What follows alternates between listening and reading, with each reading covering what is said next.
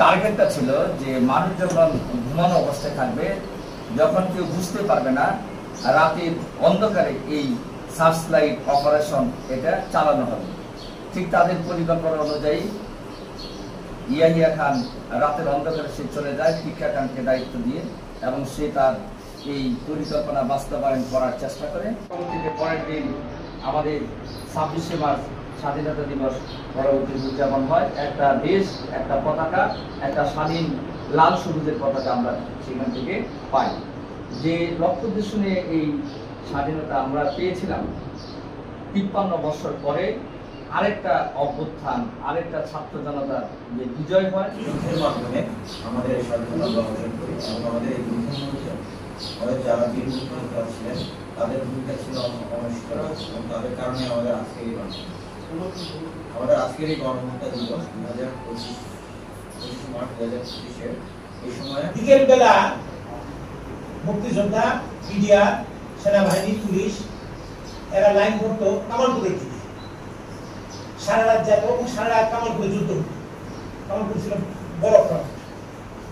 আর সকালবেলা ফিরতো লাশ হয়ে, কারো একটা গুলি লাগছে, কারো একটা হাত নাই, কারো একটা পা নাই, কারো রক্ত ছুটতেছে, আর কারো একটা রক্ত নাই, মাথায় গুলি লাগছে, মারছে।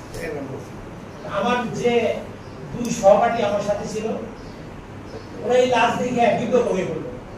কয় যে আমরা যদি এরকম হই। বিশ্বের এমন কোন দেশ নাই যেখানে কেউ গৃহযুদ্ধ, যুদ্ধ তো অনেক পরের কথা, যুদ্ধে হচ্ছে নারী, শিশু, বৃদ্ধ এবং যুদ্ধের ময়দানের বাইরে কাউকে আঘাত করা হয় না।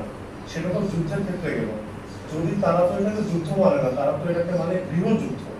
যদি কেউ গৃহযুদ্ধ মানে, গৃহযুদ্ধের ক্ষেত্রেও কিন্তু নারী, শিশু, বৃদ্ধকে কেউ কখনো আঘাত করে না।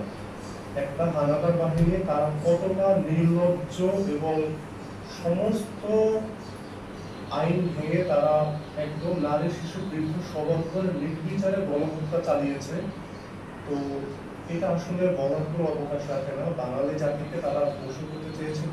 1971 এবং 24 নিয়ে 24 হচ্ছে জাস্ট আমরা 1971 সালে আমরা যে রক্ত দিয়ে স্বাধীন হয়েছি, আমরা যে বীরের জাতি, আমরা যে স্বাধীন চেতা একটা জাতি, শান্তিপ্রিয় এবং স্বাধীন চেতা, তারই একটা বহিঃপ্রকাশ হচ্ছে আমাদের এই 24।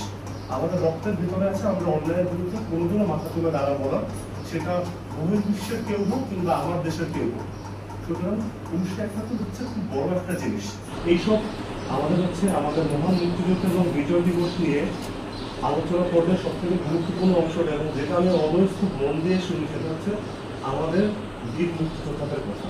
হচ্ছে এটা সরকার যখন নির্দেশনা দিবে যে মুক্তিযোদ্ধাদের তালিকা হালনাগাদ করার জন্য, আমরা উপজেলা প্রশাসনে যেই থাকুক না কেন, আমাদের তো এটা একটা চেয়ার, এজ এ ইউনো আমি থাকি কিংবা আমার পরের ইউনো যে সময় হোক না কেন, আমরা চেষ্টা করবো আমাদের বীর মুক্তিযোদ্ধা যারা আছেন তাদেরকে নিয়ে আমরা যেন আমাদের মুক্তিযোদ্ধা যারা শহীদ হয়েছেন তাদের পূর্ণাঙ্গ এবং সঠিক তথ্যটা নিয়ে আমাদের যারা স্বীকৃতি পাওয়া উচিত তাদেরকে, স্বাধীনতার আমাদের এই 54 বছর পরে হলেও তাদের প্রতি যে আমাদের দায়বদ্ধতা আছে, আমরা যদি দায়বদ্ধতা আমরা পালন করতে পারি। আমাদের যেসব পেয়েছি, মাতৃভূমি পেয়েছি, তাদের জন্য মাতৃকাত কামনা করছি, এবং একই সাথে তাদের জন্য আমাদের অন্তরে অন্তঃস্থিতিতে দোয়া থাকবে।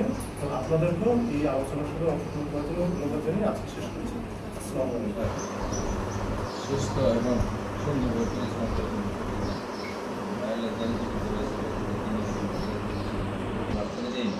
Allah